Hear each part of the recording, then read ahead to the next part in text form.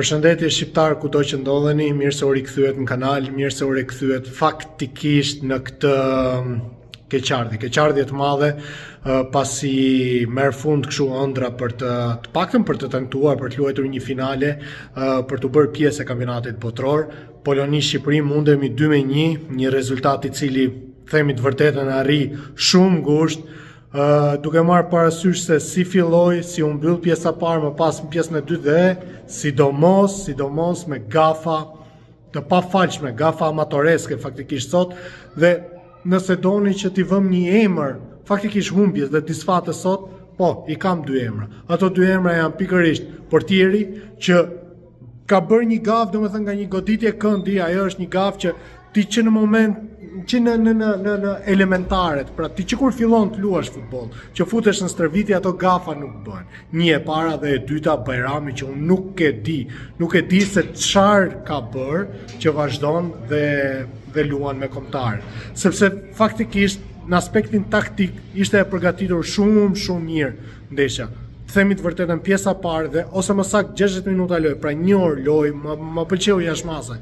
Mënyra se si u rreshtuam në fushë, mënyra se si po dinim të vuanim kundërshtarin, mënyra se si po ishim deri diku cinik, po shfrytëzonim disi ato kundërsulmet që mund na jepeshin, po më pëlqente, me një mbrojtje fantastike që realisht sot më kam pëlqyer jashtëmase, domethënë hysa sot ishte kryevepër.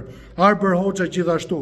Domethënë një Shqipëri që po dinte të mbrojë, po dinte të vuante presingun e Polonisë, duhet pranuar që një Poloni që absolutisht nga më të dobtat në këtë dekadë të fundit, Poloni shumë e dobët dhe të vjen shumë keq, sepse i jap meritat e duhura, absolutisht i jap meritat Silvinjos, për mënyrën se si e paraqiti. Okej, sot do luanim me kundërsulm, duhet të ishim të sakt në ato raste që do na jepeshin, sepse Polonia ishte mediokër kur vjen puna për mbrojtje dhe u pa faktikisht dhe në shënimin e golit parë nga Arber Hoxha, një gaf amatoreske e mbrojtësit Polonisë, mbrojtësi i fundit Polonisë, Arber Hoxha që shfrytëzon rastin, diti të ruaj qetësinë që të triblojë edhe portierin, shënon gol dhe ndeshja po merrte drejtim fantastik, le të themi, një drejtim që na bënte shumë optimist, sepse edhe pas golit u pa që vërtet Polonia e rriti presingun dhe presionin e vet, por ishin tejet pasakt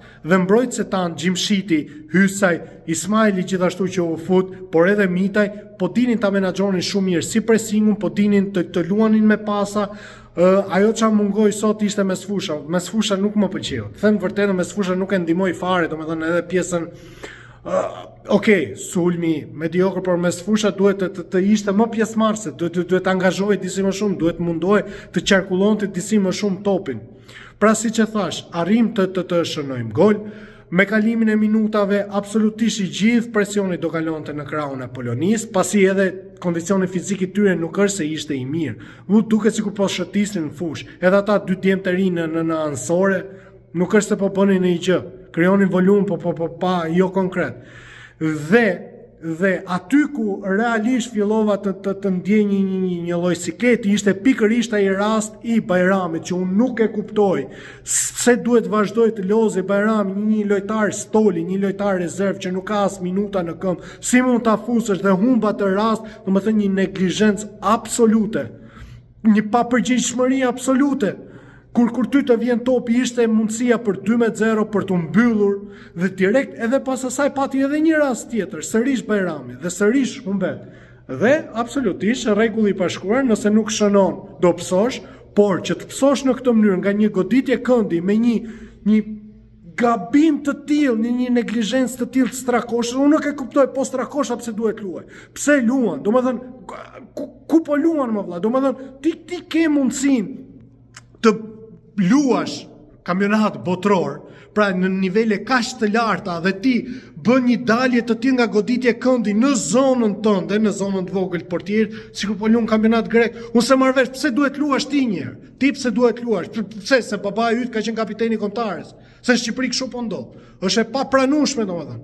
Dhe patjetër kur pëson atë gol, moralisht i bie, i jep zemër kundërshtarit, kundërshtari ndihet akoma më superior, publiku gjithashtu. 1-1, ne u fikëm fare, më pas erdhi ajo magjia e Zielinskit, që absolutisht ai njihet për ato goditje nga jashtë, 2-1. Dhe të vjen keq. Dhe ajo që është